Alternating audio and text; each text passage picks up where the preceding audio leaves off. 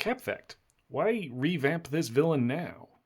Captain America issue 291 was published in 1983 and featured the return of a villain called the Tumbler, who had last been seen in 1973.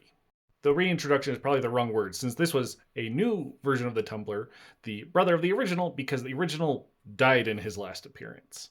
Depending on how long you've been watching me for, you may have already heard me talk about the Tumbler and how much I love him because of how pathetic he is.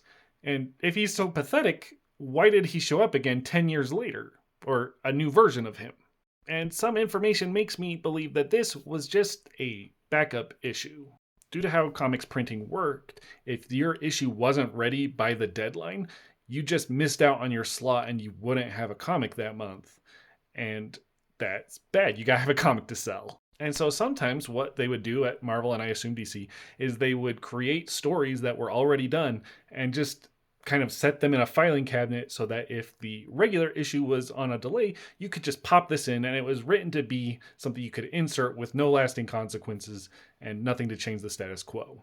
This issue is a short break from J.M. DeMatteis writing the title. He had written it for a number of issues beforehand and would write for a number of issues after, so there's just this one issue in the middle where he wasn't the author. So it's a short enough break that it's not like he left and then came back on the title like Mark Waid has done, but something obviously happened. This also lines up more or less with the end of Mike Zeck's time on the title as the artist. This also seems to line up with Mike Zeck leaving the title.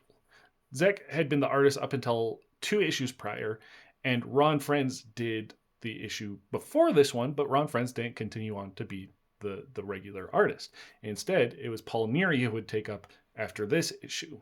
So I don't have any evidence for this beyond, the credits, but it kind of feels like after Mike Zeck left, they might have been scrambling a bit to get back into the regular flow of things and had to put in this villain issue.